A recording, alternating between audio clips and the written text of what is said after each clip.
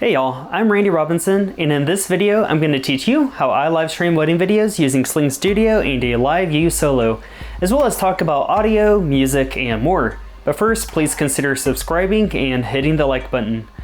Alright, so I've already plugged into SlingStudio. It takes about 60 to 90 seconds before it turns on.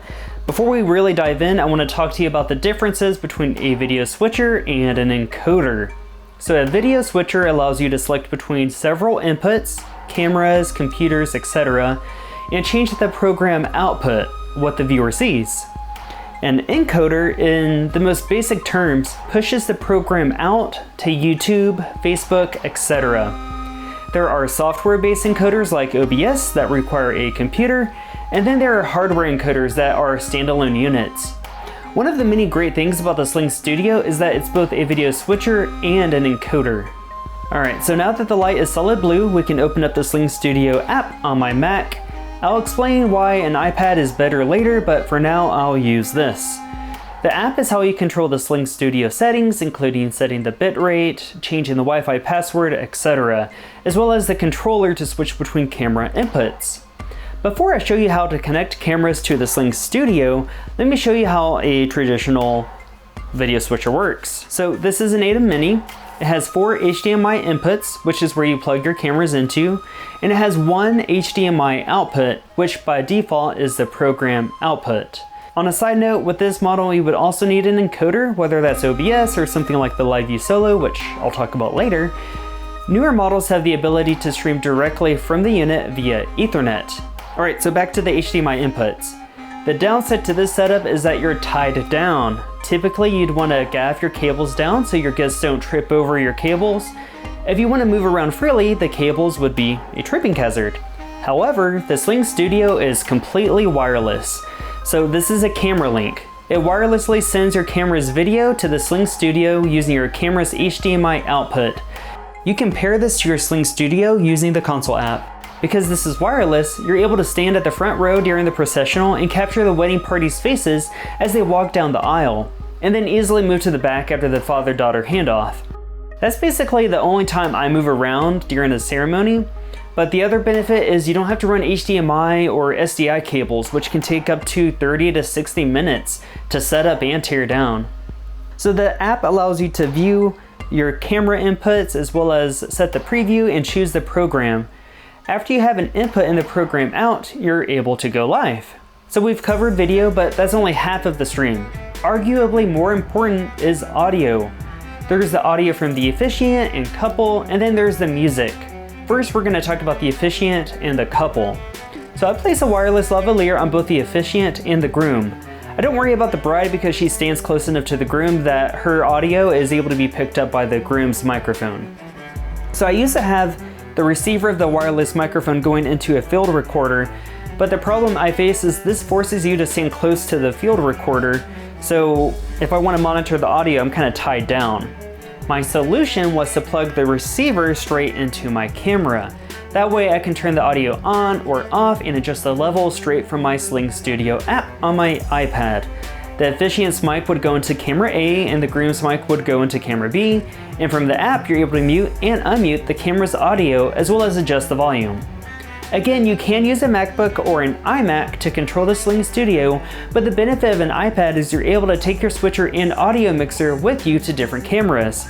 For example, if you're standing by camera A and want to switch to camera B, but camera B isn't framed correctly, you can take your iPad with you to camera B, adjust the camera, and then cut to camera B. Alright, now let's talk music.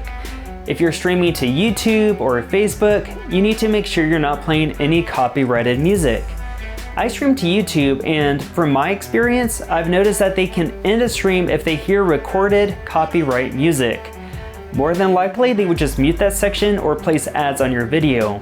If there's a trio or quartet playing a copyrighted song live, YouTube won't necessarily end the stream immediately.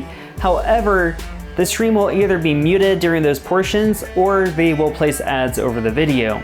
If you want to be safe and live stream legally, the workaround is to mute your microphones and play royalty-free music while the DJ is playing copyrighted music. I personally use pre-approved music provided from YouTube, so I don't have to worry about YouTube mistakenly flagging a song that is actually royalty-free. I run the music off an iPhone, but an iPod or MP3 player would work just the same. As an audio backup, I also pull audio from the DJ. I prefer to use a 1/4-inch cable from the receiver's output so I can set my field recorder's input to mic, which allows me to adjust the gain. First, if I come out of the board or speaker, that's a line out, which only allows me to adjust the volume, meaning it's not as loud. So from there, I plug a 3.5mm cable from the output of my field recorder to the input of the SlingStudio.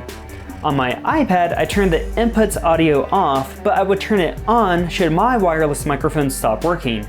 I do rely on the DJ should they have a reader that uses a handheld microphone. In general, handheld microphones are louder than lapels, so I'm fine with the line output from the DJ. As a reminder, you'll want to test your mic with the DJ's to make sure that your mics don't interfere with one another. Alright, so we've talked about video and audio. Now for our final topic, internet.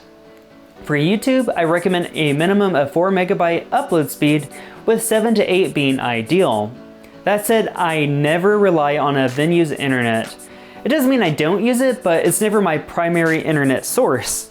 So I use a AT&T Nighthawk that connects my encoder via Ethernet.